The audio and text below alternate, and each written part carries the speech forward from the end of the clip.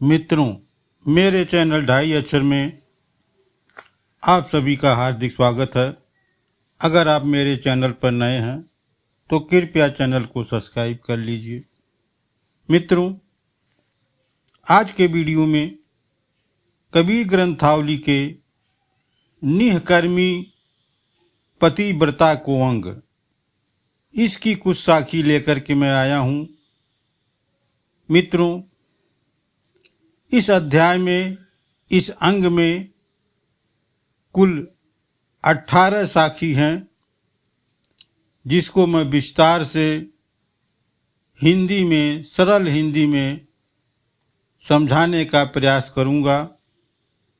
आज के वीडियो में पहली साखी शुरू करूंगा, लेकिन इसके पहले यह जान लेना बहुत जरूरी है कि इस अध्याय, इस अंग निःकर्मी पतिव्रता का मतलब क्या है।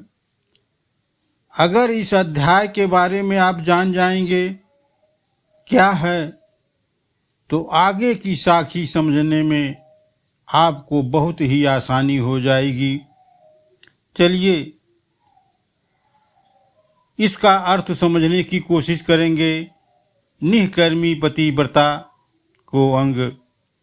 सदगुरु कबीर साहब कहते हैं, जब भक्ति करने वाला साधक परमात्मा से साक्षात्कार हो जाने पर वह पूरी तरह भक्ति में लीन हो जाने के बाद आत्मा रूपी प्रेतमा यानी भगवान के प्रति पतिव्रता नारी की तरह व्यवहार करता है। उसे तब जाकर अन्य तथा एकांतिक प्रेम की अनुभूति होती है। परम गुणवान पति को छोड़कर वह दूसरे पुरुषों यानी देवताओं से हंसकर बात करती है तो अपने आप को कलंकित करती है। वह तो अपने परमात्मा रूपी प्रीतम के अलावा किसी और को अपनी आंखों से देखना नहीं चाहती और मर्यादा में रहकर अपने एक निष्ठावान पति की तरह व्यवहार की अपेक्षा भी करती है। वह चाहती भी है कि मेरे पति निष्ठावान होकर मेरे साथ प्रेम करें। पतिव्रता नारी के पास अपने लिए कुछ भी नहीं होता। जो भी कुछ है वह परम ब्रह्म परमात्मा का ही है और अपने प्रीतम को सब कुछ समर्पित कर देती है। उस संसार के प्रति उसे किसी वस्तु की चाहत भी नहीं रहती। वह तो केवल हरि रस का पान करने के लिए आशा लगाए बैठी रहती है। वह विरह दुख के आ जाने पर भी वो कभी नहीं घबराती। वह अपने प्रीतम के अलावा उसे स्वर्ग का भी इच्छा नहीं रहता। सदगुरु कबीर साहब मानते हैं कि परम तत्व के जान लेने के बाद कुछ और जानने की जरूरत नहीं होती। यहाँ पर सदगुरु साहब ने स्पष्ट कर दिया कि बहुत देवी देवता के पीछे भागने से कुछ भी नहीं प्राप्त होगा।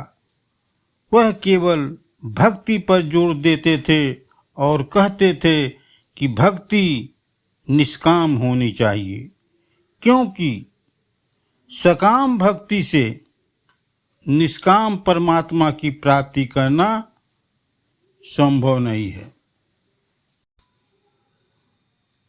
इस पतिव्रता निःकर्मी पतिव्रता के अंग की अध्याय की पहली साखी इस प्रकार है।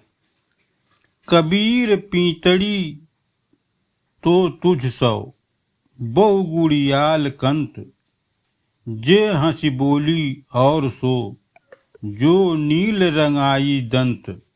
मित्रों, इस साखी का अर्थ है, सदगुरु कबीर साहब कहते हैं कि यहाँ अपनी आत्मा प्रेमिका बन के परमात्मा से कहती है कि सारे गुणों से संपन्न है मेरे प्रीतम, मेरा प्यार तो आपसे है।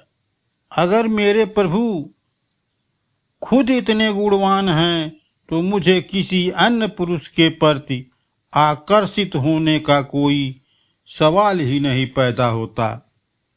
जैसे पतिव्रता नारी अपने प्रीतम में कुछ कमी भी हो तो भी वह किसी दूसरे के प्रति आकर्षित नहीं होती। वह अपने प्रीतम के प्रति हमेशा हमेशा वफादार रहती है।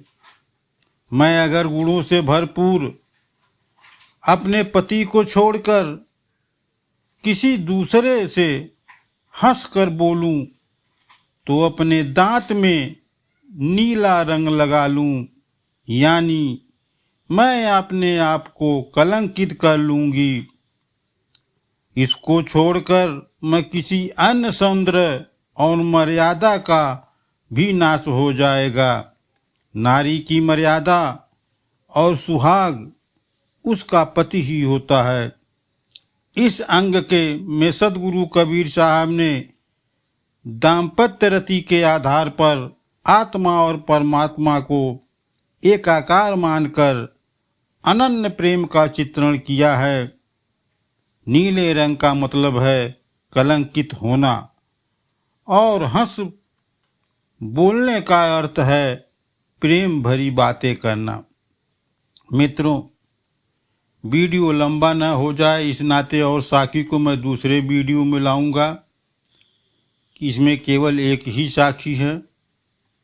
अगर वीडियो अच्छा लगा हो तो मेरे चैनल ढाई अक्षर को सब्सक्राइब कर लीजिए, लाइक करिए, शेयर करिए। मिलते हैं एक ऐसी ही नई वीडियो के साथ। वीडियो देखने के लिए धन्यवाद।